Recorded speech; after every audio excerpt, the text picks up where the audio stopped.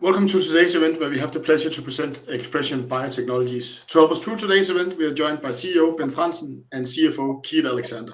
Today's topic will of course cover your Q3 results and a little bit update you also probably on the malaria you put in your reporting. As always, you can ask questions during the presentation in the box down below. You are very welcome to do it during the presentation, but we will take the main part of the questions in the end. But no worry, we will pick them up in the end. But I think for now, Bent, I will hand the call over to you, Bent. Thank you very much, Michael, and thank you to HC Andersen Capital for hosting this webinar on the back of ExpreS2ion's Q3 results. My name is Ben Fransen. I'm the CEO of ExpreS2ion Biotech, and I'm joined by Keith Alexander, our CFO. First, the usual disclaimer: we will have forward-looking statements, and you can study the details here as we make a copy of this slide deck on our webpage afterwards. I'll cover the first part where I'll move into an analysis of where we are as of today. First of all, I want to highlight the outcome of the COVID-19 booster vaccine that ExpreS2ion has been engaged in for the last 3 years. As you know, it's a unique vaccine based on antigens made in ExpreS2ion's proprietary ExpreS technology and coupling it to the virus-like particles technology, which is residing in adapvac, which ExpreS2ion owns 34% of. And we started this 3 years ago at the outbreak of the pandemic with an EU funding that allowed us also to complete a clinical phase 1 trial, which was successful. And in the course of the first time here, Bavarian Nordic caught an interest and in-licensed this. And we are very pleased that Bavarian Nordic have sponsored a clinical phase 2 trial in 200 people and a clinical phase 3 trial in more than 4,000 people. And the outcome of these trials we're going to talk about. But most importantly, if you look at the platforms now, we have clinical proof of concept. We've seen 12 months durability data from the clinical phase 2 trial. This is the only non-adjuvanted VLP-based vaccine with a long-term protection. Furthermore, in the clinical phase 3 trial, the product actually met the primary endpoint, which was to demonstrate non-inferiority against a commercial mRNA vaccine, namely Comirnaty from Pfizer-BioNTech. And this was met. So all in all, we have a very important milestone here, which is the clinical validation of the technologies that ExpreS2ion and adapvac have. And bear in mind, these are the same technology platforms that we apply in the breast cancer vaccine as at ES2B-C001. Then we saw news from Bavarian Nordic related to the secondary endpoint from the phase 3 trial. And unfortunately, they did not meet the secondary endpoint, which was to demonstrate protection against the newest variant of concern, or the XBB 1.5 in this case. And in fact, Bavarian Nordic concluded there's no commercial opportunity for this vaccine as it is. That has had a dramatic impact on ExpreS2ion. We have been in a cash raising mode earlier this year, and we have had an associated warrant scheme with that cash raising, the so-called TO8 warrant, which had its exercise window here in September. And what we looked at when we started the cash raise in the beginning of the year, in early March, we were looking into prospects of maybe more than 50 million SEK in the September warrants exercise window, but in fact we raised 3 million. We could foresee this in August, and therefore we initiated a strategic review of how to proceed from here. Before I move into the strategic review, I also want to highlight, with respect to the breast cancer vaccine asset, that we have, in fact, a very promising preclinical data package. We are highlighting the conclusions here. We are right now very actively promoting this asset in scientific meetings where we're presenting the data package that we have so far, as well as business development-wise in various partnering meetings. And it's a unique therapeutic breast cancer vaccine asset, which has shown very strong effect in mice data so far.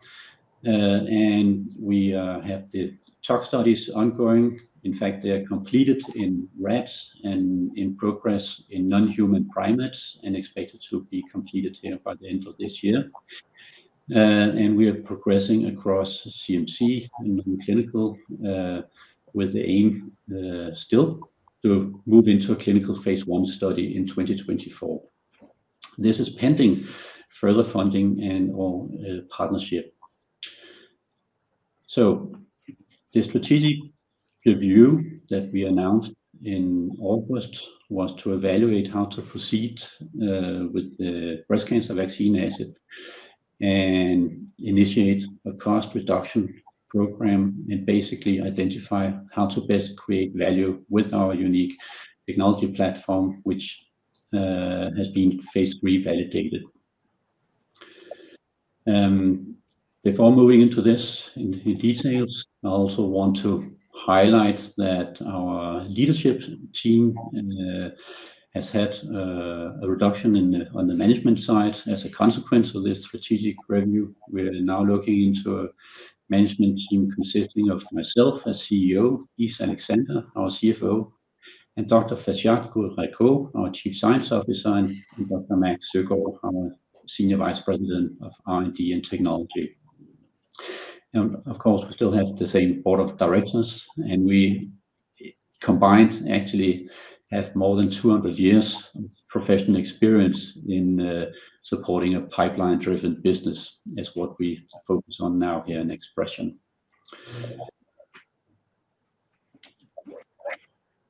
So with the strategic review that we announced in August, we have taken initiatives to cut our cost base significantly.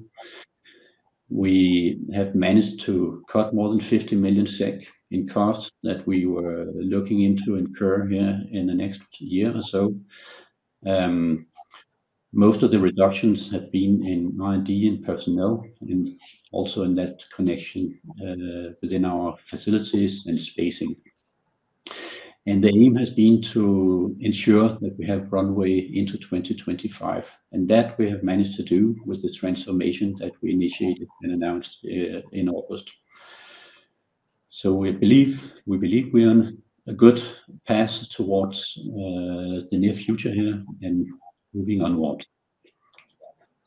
Specifically for the breast cancer vaccine asset, we were looking into a clinical phase 1 setup with a clinical crew of a scale that was more expensive than we wanted to. So we halted that plan, but that doesn't mean that we have stopped any progression on this asset. As I mentioned, we are progressing on the preclinical safety studies. We have the GMP manufacturing processes in place, and we are also aligning on the regulatory side to ensure that we have the right path forward in a clinical setting. So we have evaluated various options and are continuously doing that. We can move onwards in a clinical phase 1 trial setup, which is less expensive than what we saw, what we were looking into.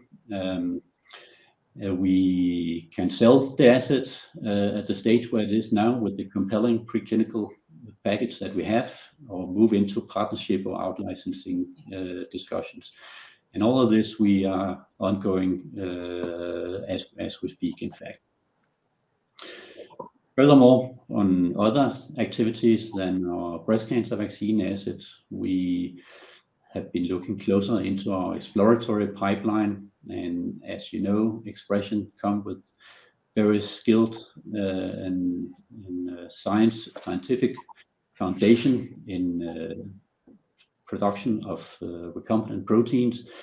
And we still have our glyco-engineered new cell lines that have shown very interesting aspects. And so we are using these exploratory assets to qualify new assets from this aspect. And key drivers in this is looking into timelines. So we look into projects where we have a shorter timeline to a clinical stage.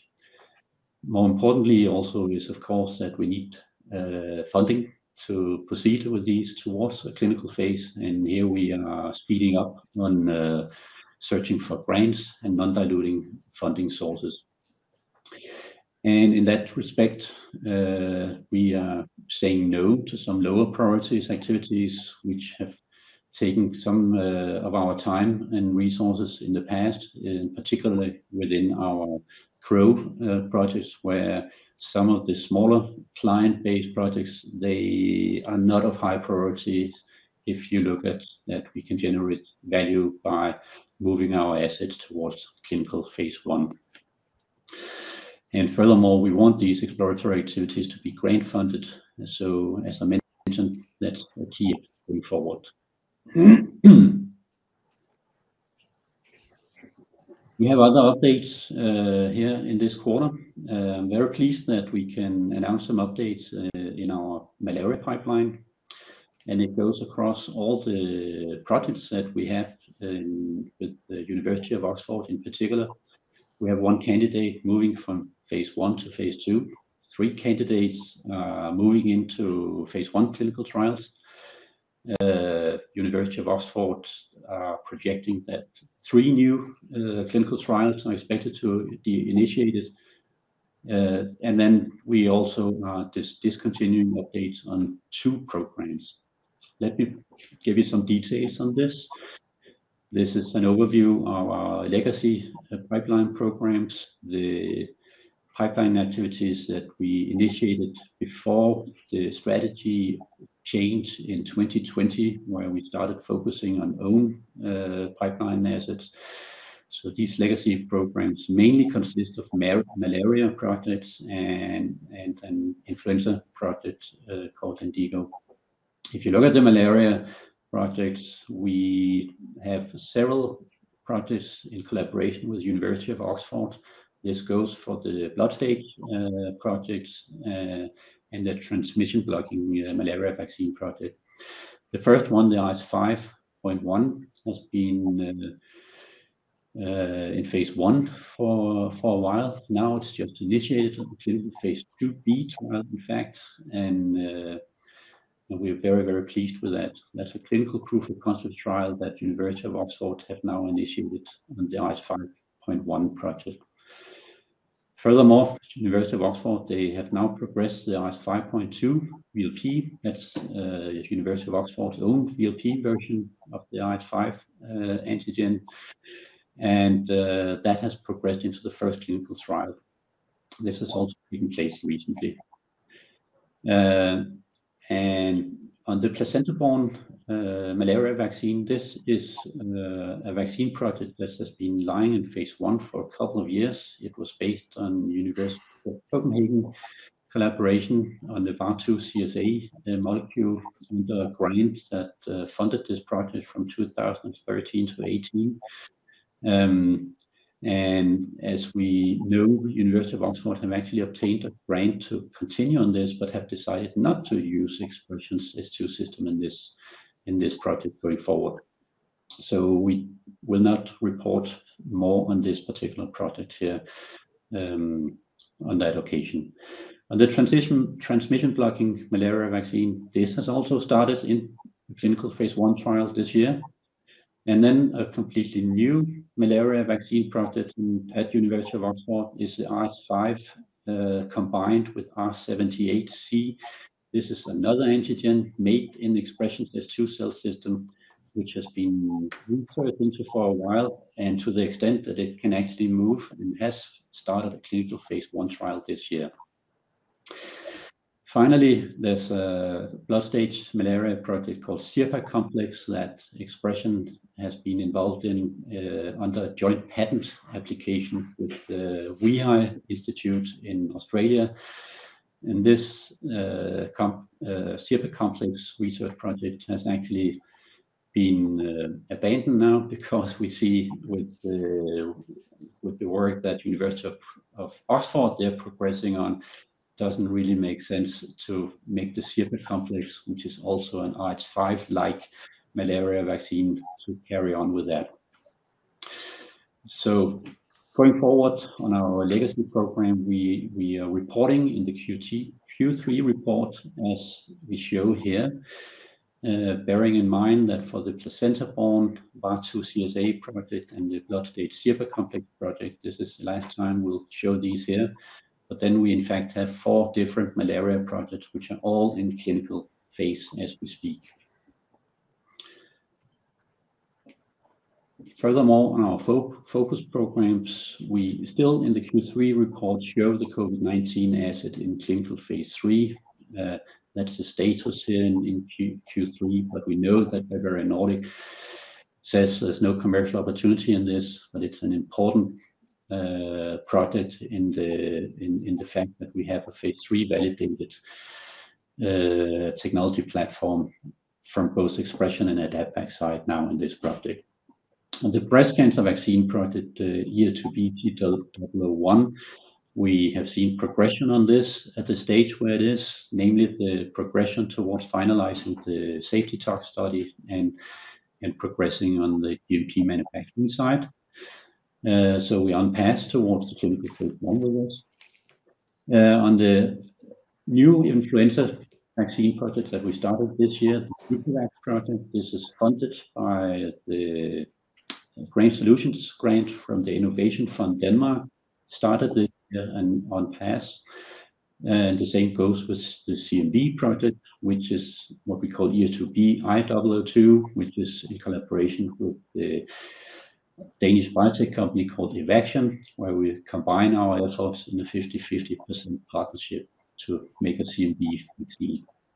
And as I alluded to, we continue to have exploratory pipeline activities that we intend to progress on here in the near future.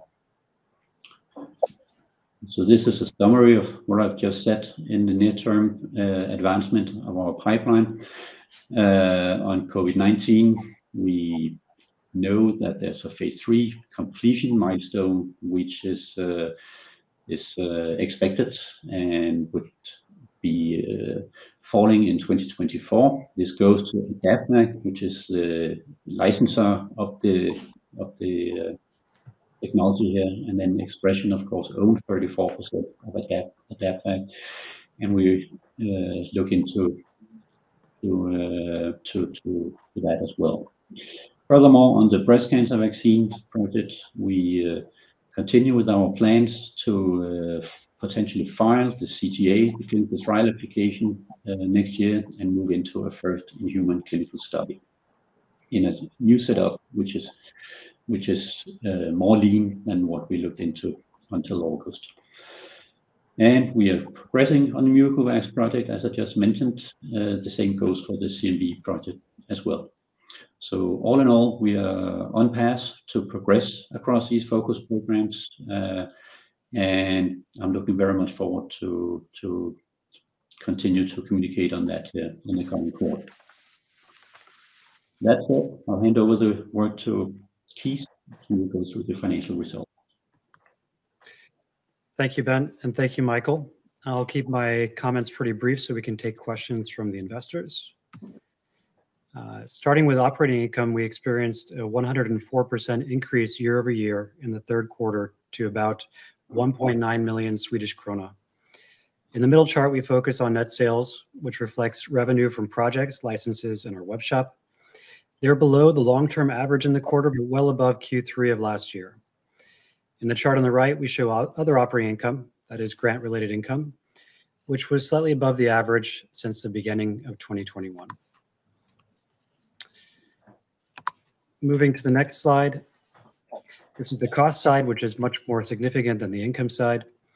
Operating costs in Q3 amounted to around 24 million Swedish crowns, which is a decrease of 28% compared with the third quarter of last year. The decrease is primarily driven by external R&D costs, which I'll dive into in more detail on the next slide. This quarter, we've broken up our operating costs into 4 components to illustrate some of the underlying drivers of costs, which should help investors with their forecasting.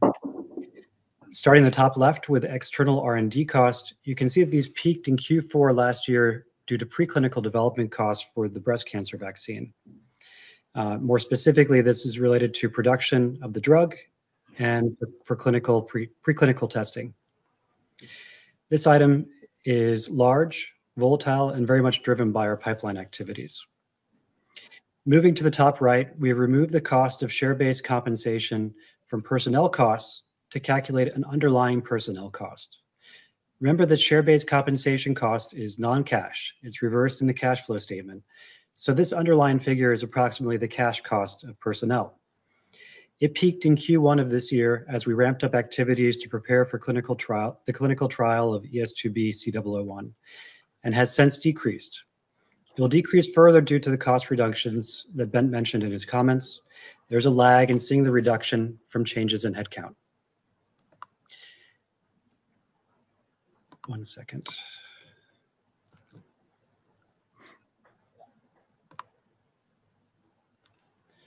I have a problem with my notes. Just one moment.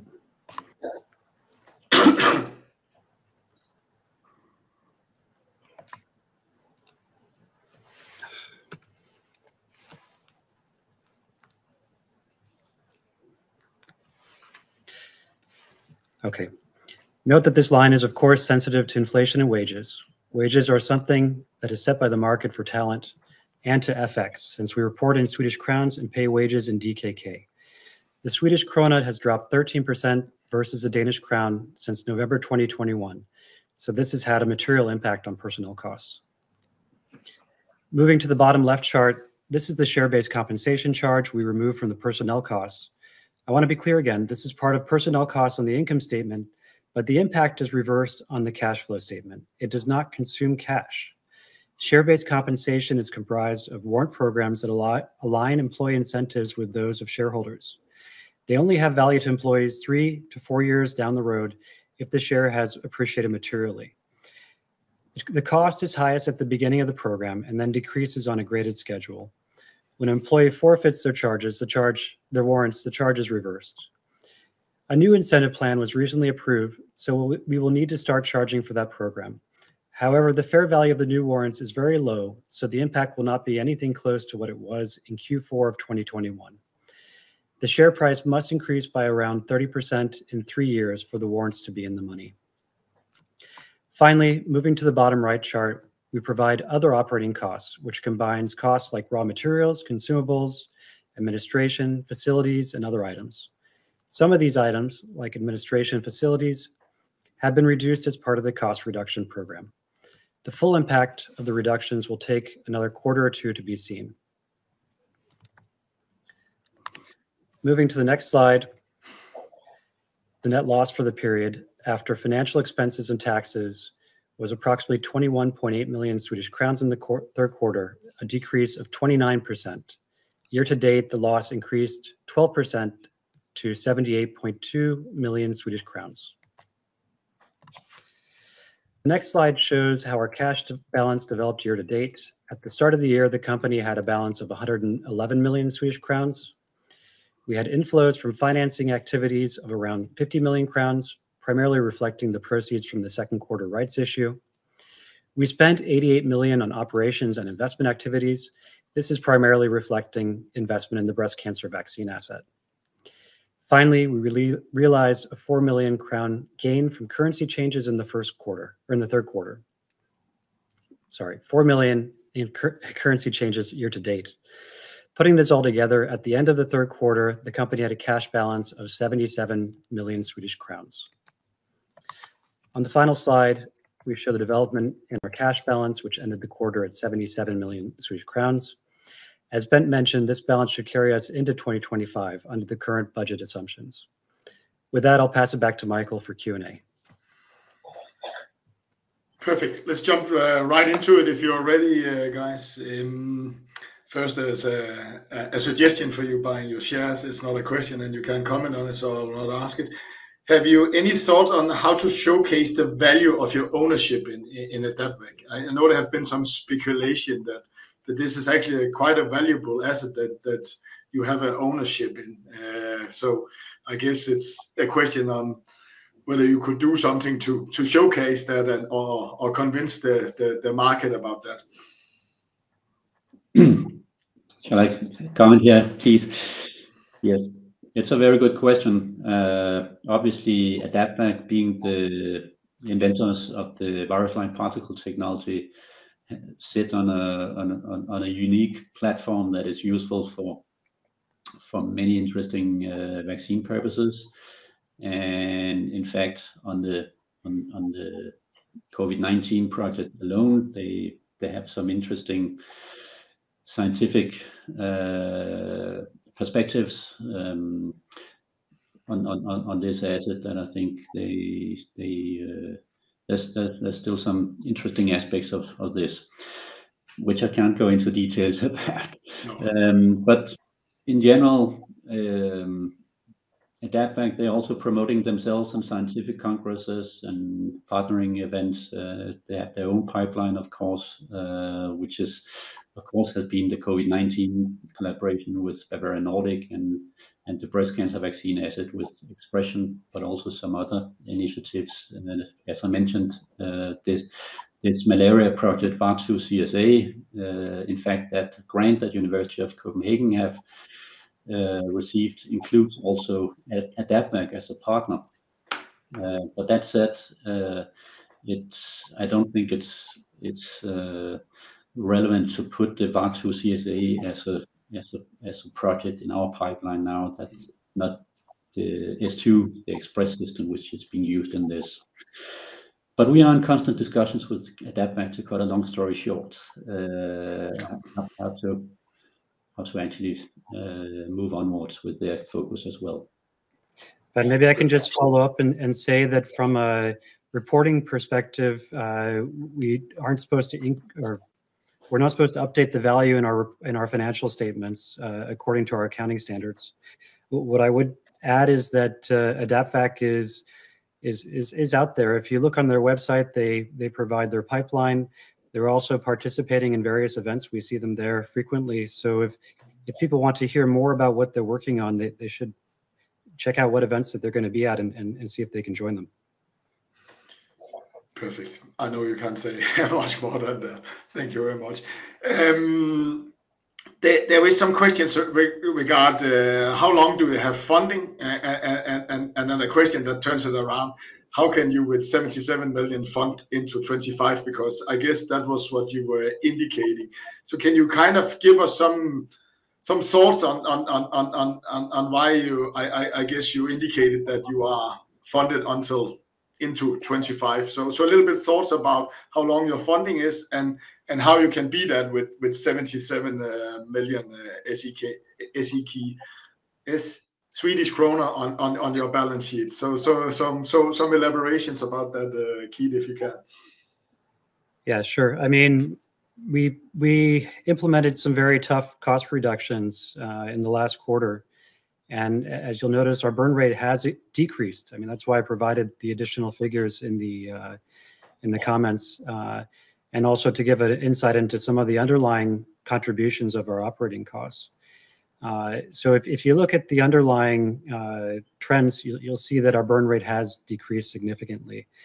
And I even, while we don't provide a lot of guidance, we did indicate that our personnel costs, the full impact of those reductions is not yet seen in our figures, and that will continue over the next quarter, possibly even 2 quarters. Not that we're planning further reductions, it just takes time for those reductions to be seen in our financials. And then furthermore, related to our programs, we have taken an extremely hard look at what we're active in. We've focused, we're very much focused on delivering where the most value is for our investors. That's why we keep talking about value inflection points.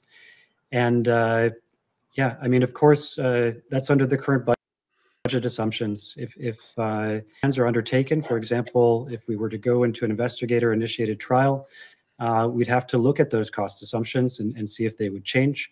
But we're very aware that of the fundraising climate out there, and we're trying to avoid reaching out for more capital from shareholders and very much focused on grant funding. That said, that's not a black or white statement. We can't give guidance on what we're doing in the future.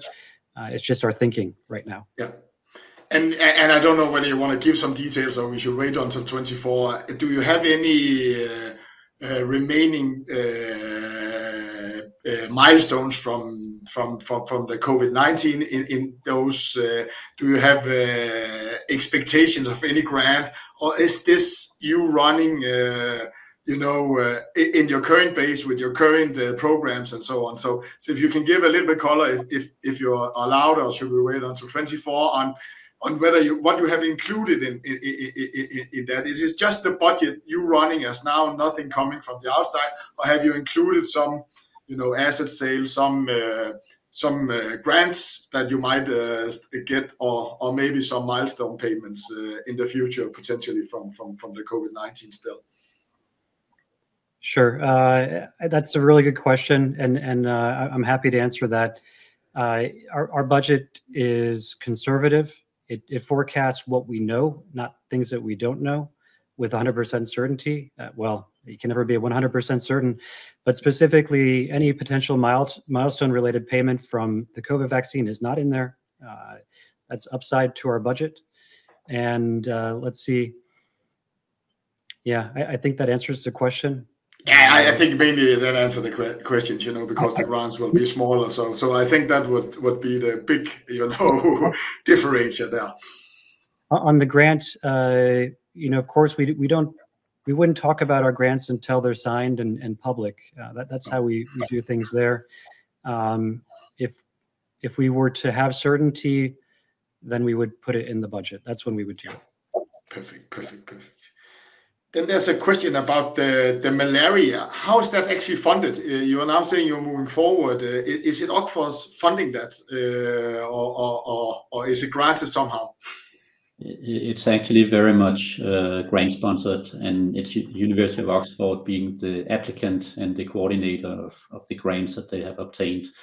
They have been very good at that over the years, but of course there was a pause in the non-dilutive funding for University of Oxford during the pandemic, and that's why I find it very exciting that they are now progressing across all these with the fourth malaria project now also keeping in clinical phase 1, very much funded by, all funded by non-diluting funding. So that's good. Perfect. Then there's a question regarding Bavarian, what they published today. So they publish account, they write a lot about the milestones for that. Like, what can you provide of information in this regard? And there's also a more direct question. Can you give some indication of timing and magnitude of any additional COVID vaccine related cost? I think it goes together. And there's also a question on which, do you have any mechanism from your AdaptVac, any mechanism that gives you the right to pull out some money or something like that? So I don't know how much you can say about that, but can you give some flavor? I think they all bucket into one question. Or else I will repeat them if I ask too many at one time. Keith, will you take that one?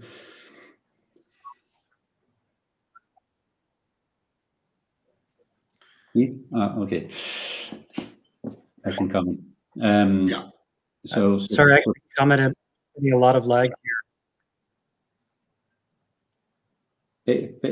Basically, with respect to Bavarian Nordic, it's all their call and their decision making, as you know from the past. So we cannot comment on any further costs related to COVID-19. That no costs related to COVID-19 in ExpreS2ion's budget for sure, and a potential future milestone payment is related to the completion of the phase 3, which we know will happen in 2024. The specific timing of that I cannot comment on. And lastly, this question: do you have any mechanism to transfer the what goes in? I guess that goes into AdaptVac 100%, that one, and then you're part of it. Any mechanism for transferring that besides a voluntary dividend? It's of course tied to AdaptVac's operational expenses. So it's not like ExpreS2ion can pull out 34% of any income that comes into AdaptVac, and that we have of course to be in agreement with the other owner of AdaptVac, NextGen Vaccines, which owns 66% of AdaptVac. So that's the status of that. Yeah, perfect. There's a little bit of a broad question. Can you give some your feel of potential stock triggers? I know news are news and it comes when it comes, but maybe 1 or 2 or 3 things we should look out for you in the coming times. Maybe what could come out from the pipeline, and maybe other potential triggers that we should look for, something you want to actually exercise on and hopefully get done. Well, there are a couple of points on the breast cancer vaccine. It's obviously to progress this towards the clinical phase 1 in 2024 in a setup that we try to explain here is not as expensive as what we had planned before August, and that we are planning at the moment. So once we have that in place, we can be more communicative about that. And then, of course, we are progressing across our influenza and CMV and exploratory pipeline activities. And as mentioned, on the exploratory pipeline side, we are qualifying various options that we need to bring forward once we have the plans in place for that, and can actually also disclose what the values are on these. And in the meantime, yeah, we've seen a progression across all the malaria projects, and it's a very nice legacy program we have there. Yeah. Yeah, and that's the pipeline. And as an investor, should we look out also for you striking some deals? You know, I know you can't. We never know the timeline for that, but is that also a part, striking some partnerships and so on? Is that also in the hopes also to do that in some kind of a time frame? Certainly speeding up on our partnering efforts pertaining to the breast cancer vaccine, as it has a very strong preclinical data package.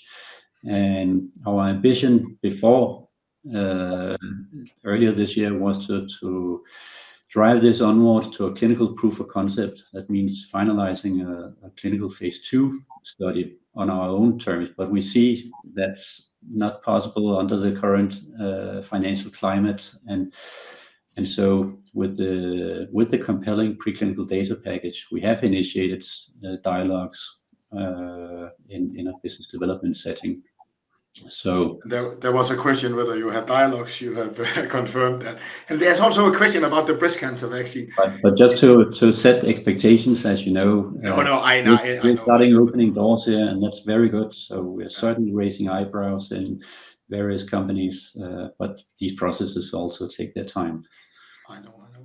There's actually a question also regarding if you would have to get it to some grants or non-dilutive, and you have to do it yourself, how far could you take this breast cancer? You know, I guess it would be too hard to move it into a big phase 1 trial, but can you take it further on with grant solutions or other non-dilutive? So could you take it further than here, and maybe how far? That's a question. Well, the ambition with the non-diluting funding would be to actually take it towards a phase 1 trial and finalize a phase 1 trial. And there are various sources, both in the EU and in the US, that we're looking into. So that we take an active action on. There's a question here also. Is there no possibility to find a partner, other variant on the ABNC COVID-22 do you get it back? Does Adapter get it back? Any thoughts? I know you are not the only one here, so I guess you can't say anything. But could there be any potential, you know, on a new variant, something like that? You know, not closing. I'm not asking you to open that door or anything. I'm just is there potential if there would be outside interest for this? Well, in the current setup, I think I've told you before that we actually made an Omicron variant early on, and one could have developed a COVID-19 vaccine with another variant. Expression system is not as fast as the mRNA vaccines, but then one of the key projects in our exploratory pipeline is actually to speed up the early development timeline to get material for a vaccine that could comply with the need for an annual update on a vaccine like influenza or COVID-19.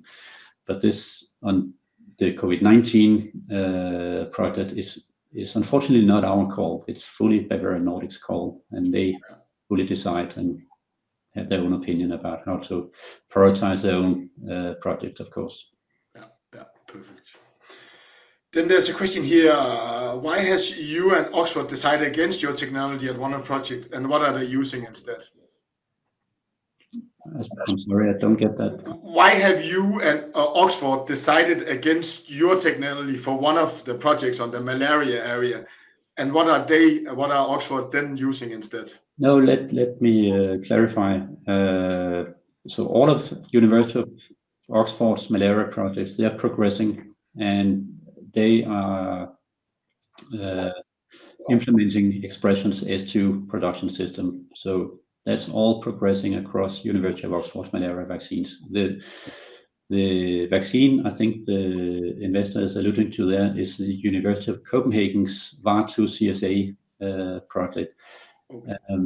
And I'm not really familiar with the alternative expression system that is being used now. I believe it's not insect cell based, but it could be a different platform.